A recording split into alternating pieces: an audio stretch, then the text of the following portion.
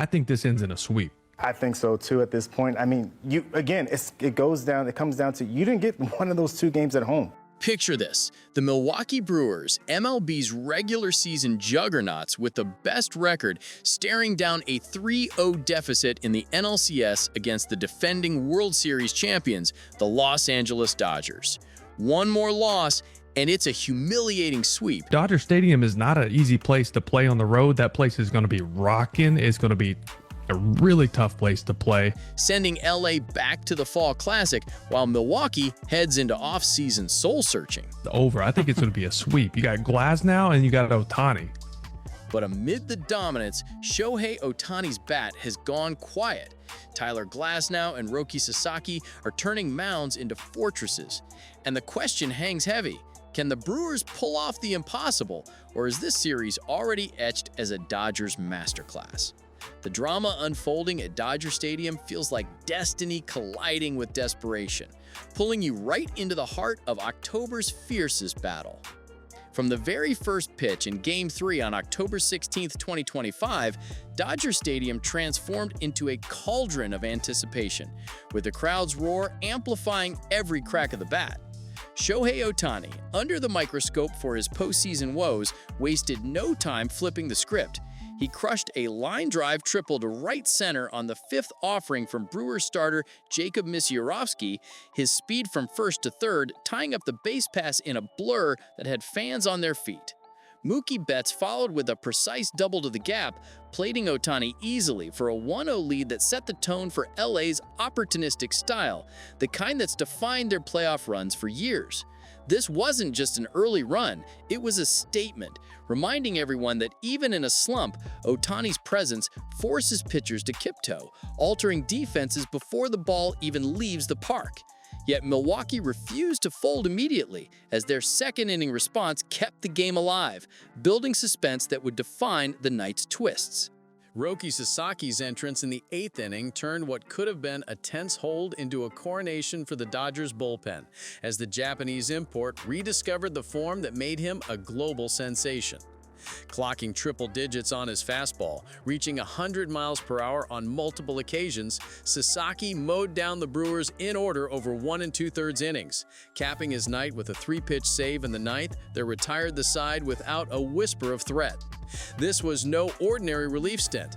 After a mid-season plagued by shoulder inflammation and control issues that limited him to just 12 starts with a 4.12 ERA, Sasaki's playoff resurgence has been electric, notching 3 saves already and blending his signature splitter with pinpoint accuracy that baffled Milwaukee's hitters. His Monster of the Mound moniker, earned from his NPB days where he threw a perfect game as a rookie, felt apt here, especially as he stranded a runner in the 8th inherited from the pen, turning potential danger into dominance. Sasaki's journey to MLB was fraught with speculation, high-dollar posting rumors, adaptation challenges, but moments like this validate the Dodgers' investment, positioning him as a late-inning weapon that could define their October. With the save in the books, the focus shifted to the human element on the other side, where stars were struggling to shine. This performance came on the heels of his regular season dominance, where he posted a 3.45 ERA over 32 starts, but in the playoffs, he's elevated, turning potential rallies into shutdown sequences with his deceptive curve that induced 15 ground ball outs alone in the game. Glasnow even battled visible cramping in the later frames, a nod to his injury history that once sidelined him for months, yet he powered through, handing the ball to the bullpen with the game still knotted. His effort wasn't flashy, but it was the glue holding LA's pitching staff together, proving why the Dodgers view him as a cornerstone in their quest for back-to-back titles. And just as Glasnow exited stage left, the plot thickened. The Dodgers' offense was primed to strike back, turning a pitcher's duel into a breakthrough moment. The bottom of the 6th inning in Game 3 became the turning point that encapsulated the Dodgers' knack for capitalizing on chaos, as Will Smith led off with a sharp single to left, followed by Freddie Freeman working a patient walk to put runners at the corners against a tiring Misiorowski. Tommy Edman, the utility wizard who's thrived in LA's platoon system, then delivered the go-ahead RBI single through the left side, scoring Smith to make it 2-1 and shifting the momentum irrevocably. But the rally didn't stop there. With 2 on and 1 out, reliever Abner Uribe entered for Milwaukee and unleashed a wild pickoff throw to first, sailing into right field and allowing Freeman to scamper home for the insurance run, pushing the lead to 3-1 in a sequence that felt like a comedy of errors for the visitors. Misiorowski, the 20-year-old phenom who dazzled with 9 strikeouts and a fastball topping 102 miles per hour earlier, saw his velocity dip to 98 by the end, a sign of the physical toll in his playoff debut that exposed the Brewers' reliance on unproven arms in crunch time. This 2-run burst wasn't born from power, no homers, just smart baseball, but it highlighted LA's depth, with players like Edman stepping up amid Ohtani's quiet night, and it forced Milwaukee into a deficit they couldn't climb out of. As the dust settled, the stadium's energy surged, foreshadowing a late-game shutdown that would seal the deal. Shohei Ohtani's postseason has morphed into a narrative of quiet frustration, a far cry from the two-way wizardry that powered the Dodgers to their 2024 title, as his bat has produced just a .080 average over 25 at-bats since the NLDS, with 12 strikeouts and minimal extra base power beyond that Game 3 triple. In batting practice leading into the contest, Ohtani tweaked his stance, dropping his hands lower to combat the high strikeout rate that's seen him chase sliders out of the zone more than usual, a mechanical hitch speculated to stem from overthinking amid the World Series pressure. Dave Roberts, LA's steady manager, pulled no punches post-game, admitting Ohtani's intensity in the cage borders on visible agony, yet the superstar's plate discipline remains elite, drawing 3 walks in Game 3 alone that loaded the bases for teammates to cash in. This slump isn't new. Ohtani's October .253 career average masks deeper swings, like his 2023 ALDS struggles, but at 31, with a $700 million contract extension, the weight feels heavier, fueling rumors of a mid-playoff hitting coach intervention to unlock his MVP form.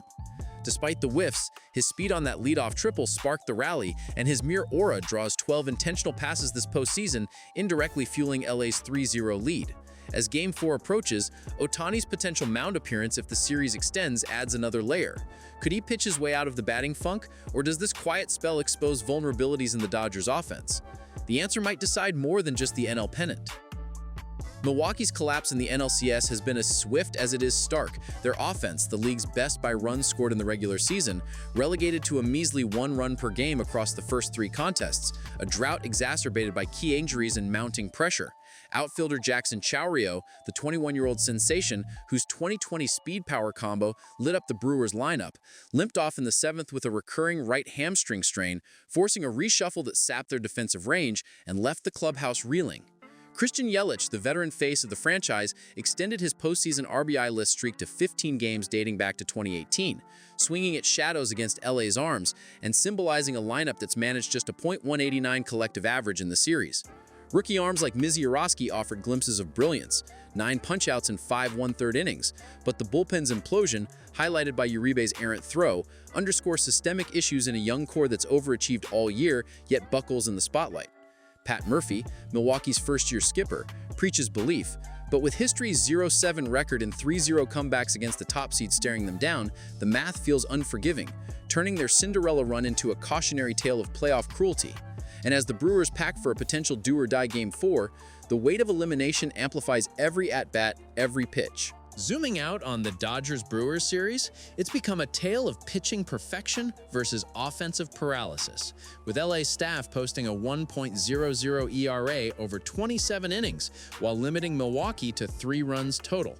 A shutdown that's flipped the script on the Brewers' regular season dominance, where they outscored opponents by 142 runs. The Dodgers' strategy? Lean on starters like Glasnow for quality outings, then unleash a bullpen that's allowed 0 earned runs, has exposed Milwaukee's flaws, from Yelich's futility to Chourio's absence, creating a mismatch that feels predestined for the defending champs. This isn't just a sweep in waiting, it's a statement on LA's depth, blending Ohtani's star power with role players like Edman and relievers like Sasaki, against a Brewers team that's overextended their bullpen early and paid dearly. Historically, teams leading 3-0 in LCS play win 98% of the time, and against the best record, it's a clean sweep every instance. underscoring how the Dodgers' pressure cooker has dismantled Milwaukee's dreams, positioning LA as the NL's undisputed force, while raising questions about the Brewers' ceiling in Murphy's rebuild. Game 4 on Friday at Dodger Stadium looms as Milwaukee's last stand, with the Brewers likely turning to lefty Jose Quintana for bulk innings, opposite Ohtani potentially on the bump if Roberts opts for the two-way ace in a closeout bid. Quintana, a crafty veteran with a 3.85 regular season mark, could eat innings against LA's patient lineup, but facing Ohtani's untested pitching post-elbow surgery adds wildcard intrigue. His 3.18 ERA in limited 2024 starts hints at shutdown potential, though command remains a gamble. The Brewers must ignite their bats early, perhaps leaning on Willy Adams' power or Joey Ortiz's contact to avoid another low-scoring affair. But LA's home crowd and momentum make a miracle feel remote. If Milwaukee steals one, it forces a Game 5 back in the NL, buying time and testing the Dodgers' depth.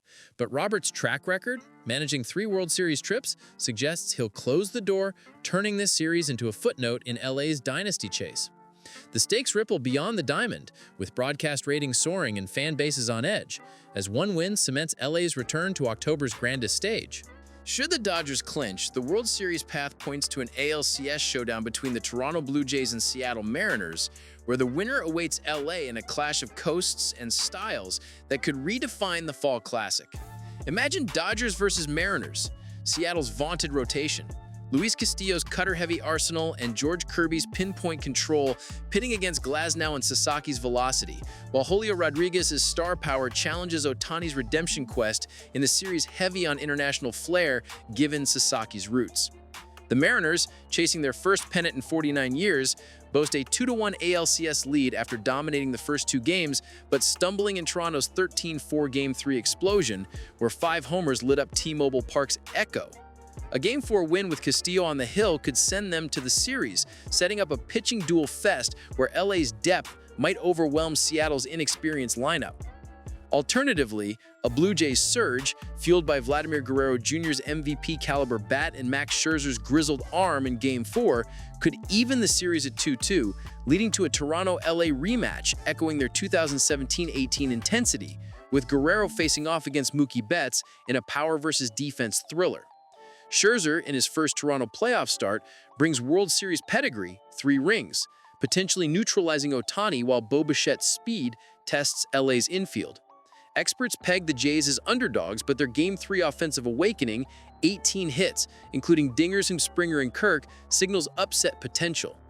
Either matchup favors the Dodgers on paper with their 108-win pedigree and home field edge through the series, but Seattle's never-say-die ethos or Toronto's Canadian fire could spark chaos, turning the Classic into a battle of eras, defending kings versus hungry challengers. The broader ALCS context, the Mariners' 2-1 edge stems from early dominance, 3-1 and 10-3 wins, showcasing their bullpen's lockdown, Andres Munoz's 1.49 ERA, and Rodriguez's timely hits. But Toronto's Game 3 rout exposed Seattle's vulnerabilities against power, with Shane Bieber's 6 innings of 2-run ball steadying the ship. Game 4's Scherzer-Castillo duel promises low-scoring tension as both righties thrive in playoffs, Scherzer 3.50 ERA lifetime October, and a Jays victory forces Game 5 in Seattle, where the crowd's roar could propel the Mariners to history. For LA, facing Seattle means navigating Rodriguez's .289 average and Cal Rayleigh's switch-hitting pop, but the Dodgers' experience trumps. Versus Toronto, it's Guerrero's .301 season, clashing with Freeman's clutch gene, yet Ohtani's walk-drawing prowess disrupts Scherzer's rhythm. Speculation swirls around cross-league dynamics, Mariners' West Coast grit versus Dodgers' glamour, or Jays' underdog story adding north-of-border buzz. But predictions overwhelmingly back LA in 5 or 6 games either way, their pitching trio too formidable. Jake Bauers stepped up in the top of the second, delivering a clutch RBI single off Glasnow to even the score at 1-1, capitalizing on a rare early blemish from the Dodgers ace and injecting life into a Brewers lineup that had been stifled in the first 2 games.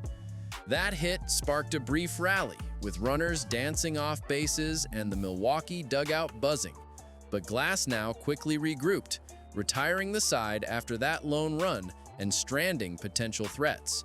It highlighted the Brewers' resilience, the same grit that propelled them through the regular season with the league's top win total, but also exposed their dependency on timely hitting against elite arms, a vulnerability that's plagued them all series. As the innings ticked by, the tied score amplified the pressure, making every out feel like a chess move in a high-stakes endgame, where one mistake could tip the scales forever. Tyler Glasnow took the mound for the Dodgers in Game 3, and what followed was a clinic in command that silenced any doubters about his big-game mettle. The 6'8" right-hander, acquired in a blockbuster trade to bolster LA's rotation, navigated the first inning flawlessly, mixing cutters and sliders to generate weak contact and leaving two Brewers on base without a run crossing the plate. By the end of his outing, Glasnow had logged 5 2/3 innings, allowing just 1 run on 3 hits while fanning 8 and walking 3. His 96-mile-per-hour fastball painting corners with precision that Milwaukee's hitters couldn't touch.